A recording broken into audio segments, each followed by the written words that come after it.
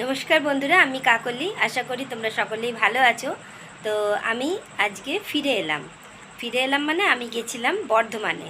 তো তোমরা সবাই জানো, আর যারা জানো না তাদেরকে বলে দিই, আমার বর্ধমানেই বাপের বাড়ি, মানে বাবা মা আমার ওখানেই থাকেন।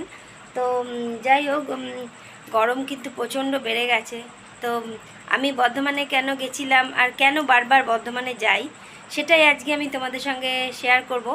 তো কথাগুলো শোনো, যদি ভালো লাগে, আমার কথার সঙ্গে সহমত হও তো জানিও। তো চলো, কি করলাম আর কি করলাম না সেগুলোই তোমাদের সঙ্গে শেয়ার করব।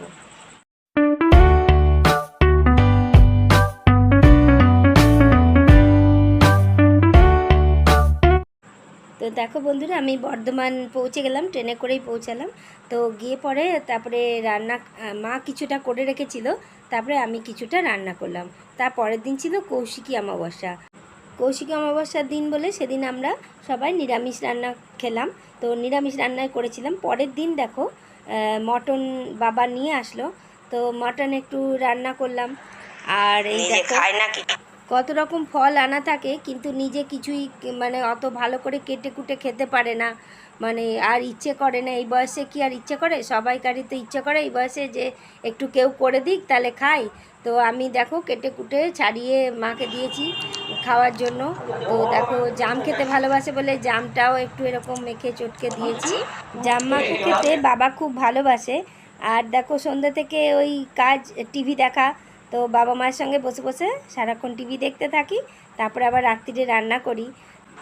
বিকেল হলেই মায়ের সাথে বসে টিভি দেখি। আর এই যে মায়ের দেখো চুল বেঁধে দিচ্ছি, তো মা তো হাতটা পিছনে ঘুরিয়ে চুলটা বাঁধতে পারে না, তো সে কারণে ওই রকমই থাকে কোনো রকম করে।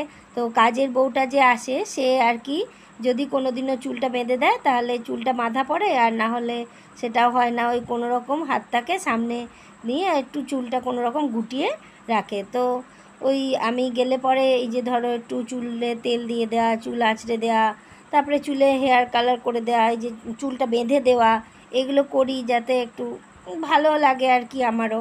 তো এগুলো একটু করি। তো দেখো, আমার তো চুল উঠে একদম ফাঁকা হয়ে গেল আর মায়ের সেই তুলনায় এতটা বয়সে এখনও দেখো কতটা চুল রয়েছে, মানে আমার তো কিছুই নাই, সব উঠে টাক পড়ে গেছে। দেখো মায়ের তাও একটু আছে।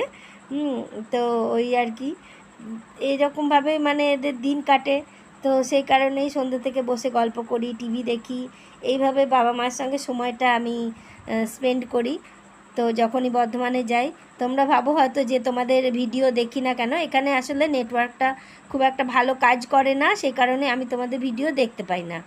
আর বর্ধমানে গেলে এরকম, মানে এখানে যেহেতু এসি আছে, তো বাবা মায়ের একটু সুবিধা হয় থাকতে এত গরমে। আর আমি যেখানে থাকি চিত্তরঞ্জনে, সেখানে তো কোয়ার্টারে থাকি, আমার এখানে এসি নেই। তো বাবা মাকে যে নিয়ে এসে এখানে রাখবো সেটাও হয় না, গরমে বয়স হয়েছে তো এখন গরমে একটু কষ্টটা বেশি হয়। তো এসিতে থাকা অভ্যেস হয়ে গেছে।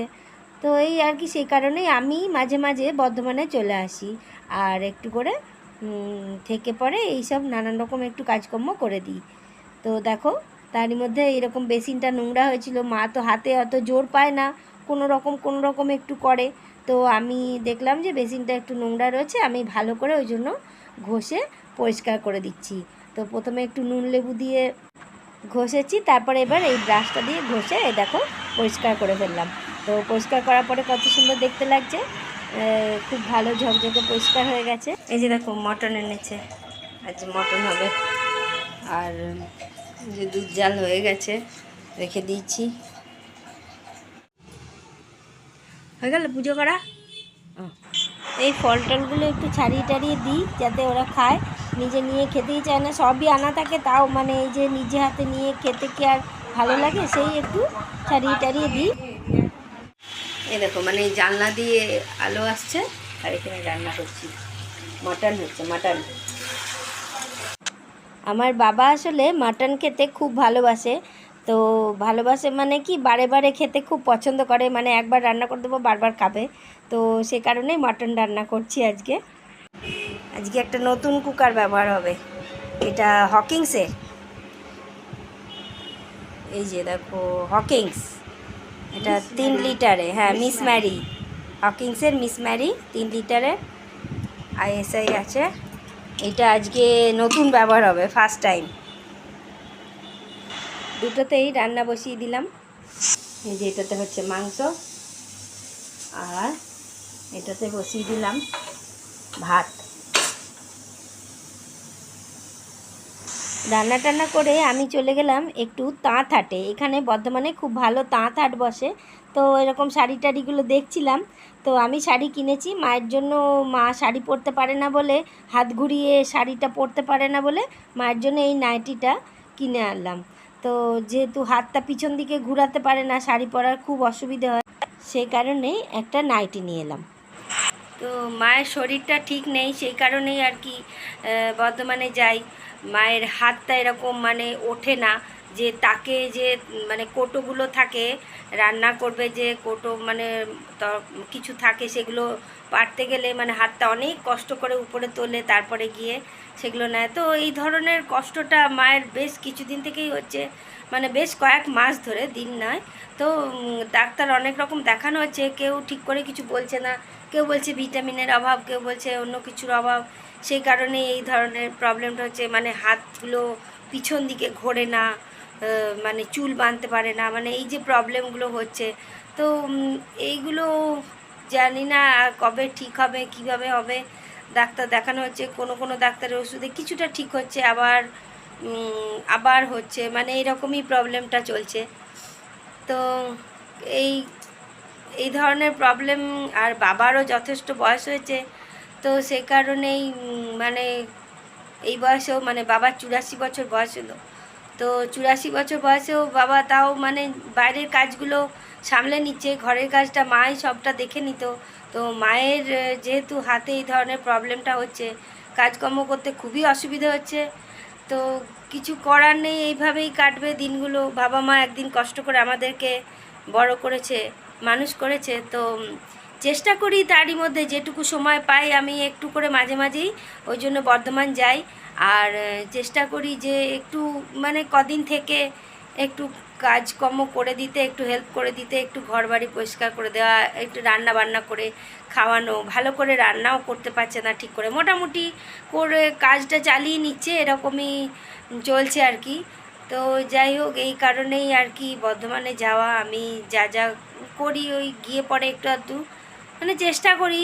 আর গরমও প্রচণ্ড পড়েছে, বেশি গরমে কাজও করা মুশকিল হয়ে যায়, প্রচণ্ড গরম বর্ধমানে, খুবই গরম।